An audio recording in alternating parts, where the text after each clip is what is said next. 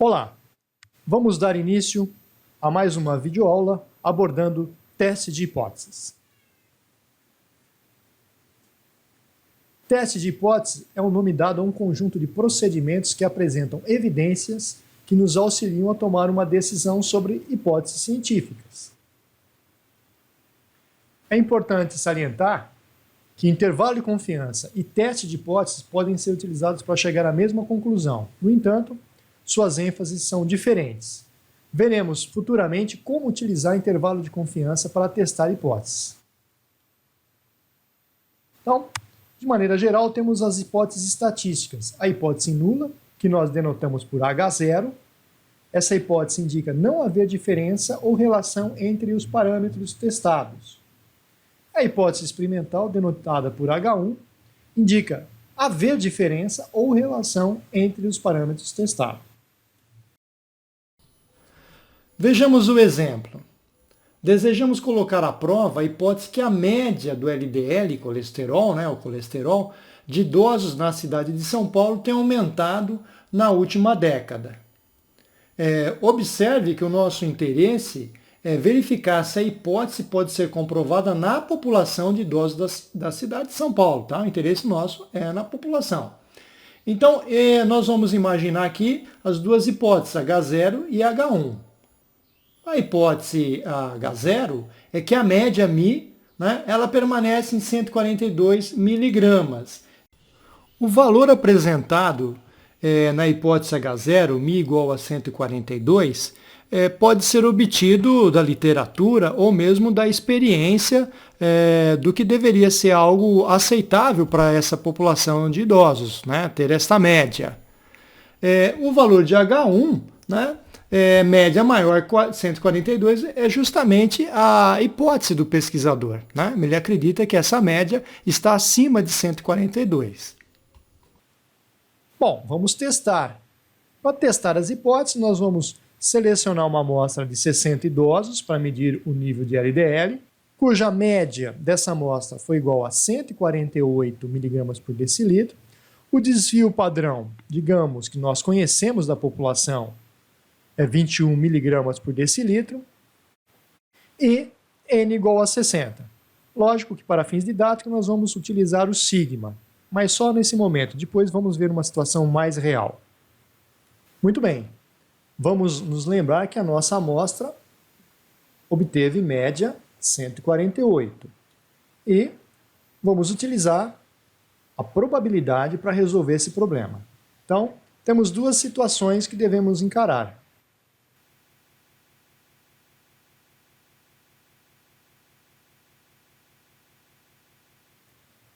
Vamos lá. Se uma população em que a média é 142, a probabilidade de obter médias amostrais maiores ou iguais a 148 é alta, se isso é comum acontecer, então não podemos rejeitar H0. É natural obter média amostral 148 em uma população com média 142. Pode acontecer? Sim, pode acontecer. A probabilidade é alta? É alta. Portanto, a média da população é 142. No entanto, podemos ter o inverso, contrário a isso. Se em uma população em que a média é 142, a probabilidade de obter médias amostrais maiores ou iguais a 148 é baixa, ou seja, isso é raro, então podemos rejeitar H0. Podemos dizer que a nossa média amostral x barra igual a 148 foi retirada de outra população, uma população que a média é maior que 142.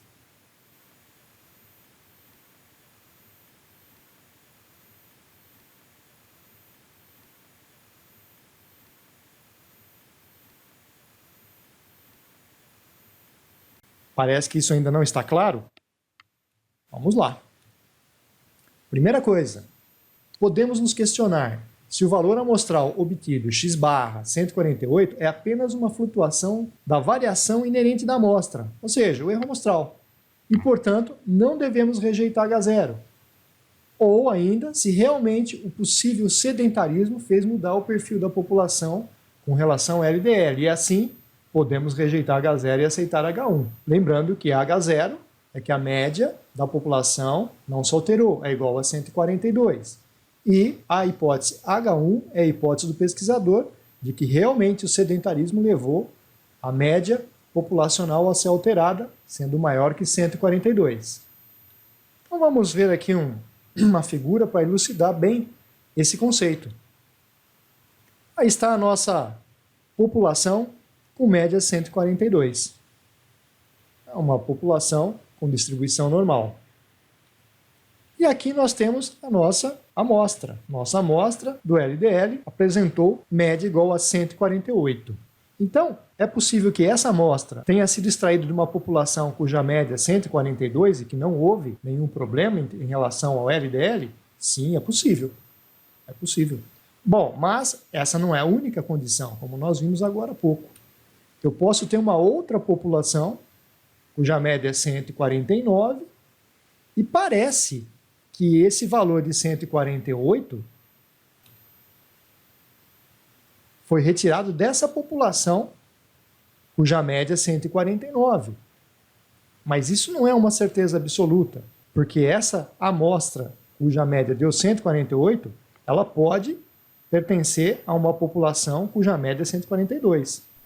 Mas nós também podemos ter que a hipótese de pesquisa está correta, ou seja, houve uma modificação nas medidas da população de LDL e essas medidas aumentaram, portanto, a média também aumentou. Observe que nós não estamos falando que houve uma modificação dos idosos, mas sim com relação às medidas dos idosos. Pode acontecer isso? Pode acontecer isso. Então, nós vamos precisar de uma regra para poder decidir de onde veio essa amostra. Importante, não é possível ver se a média amostral está próxima da população apenas olhando os valores, por favor. Né? Nós temos a variabilidade influenciando nessa análise. Então, precisamos de uma regra baseada na probabilidade. Vamos pensar nessa regra. Muito bem.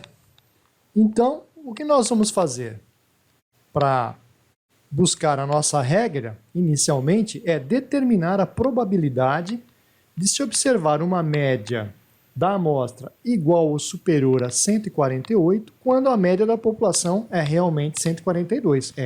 É isso que vamos fazer. Aí está. Então, nosso objetivo. Qual seria a probabilidade de encontrar x barra, média amostral, maior ou igual, faltou um igual ali, 148. Então, nós vamos utilizar o teorema central do limite para buscar o valor de z. Então, observe que vamos substituir na fórmula x barra, que nós temos da nossa amostra, mi, que é o valor suposto da população, sigma, que nós conhecemos, isso não é bem verdade, mas vamos tomar como uma suposição verdadeira, sigma, que é 21, e o tamanho da amostra, raiz de n, é 60. Essa fórmula nós já conhecemos de videoaulas anteriores. Bom, fazendo o cálculo, nós vamos encontrar que a probabilidade de encontrarmos médias amostrais maiores ou igual que 48, na verdade maior ou igual a 48, é um intervalo, para uma população que é realmente 142, a probabilidade seria 0,013, bem pequena. Né? Se você quiser transformar esse resultado num resultado de percentagem, nós teríamos que esse valor de probabilidade seria 1,3%. Então, a chance de encontrarmos uma amostra cuja média é 148, vindo de uma população cuja média é 142, é bem pequenininha. Não é isso? Olha só.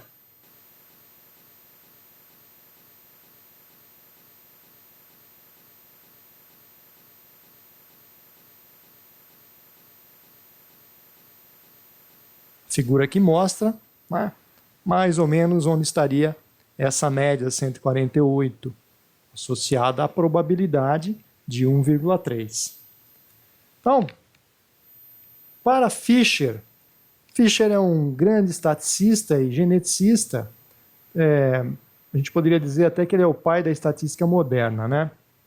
Para Fisher, o valor de uma probabilidade P muito pequena indica que um evento excepcionalmente raro ocorreu.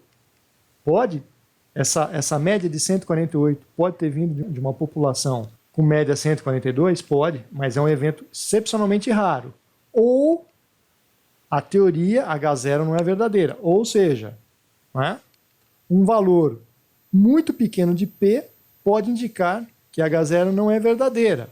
Ou seja, essa amostra de 148, ela veio de uma população que apresenta média superior a 142. Poderíamos questionar, mas o que é um valor muito pequeno de P?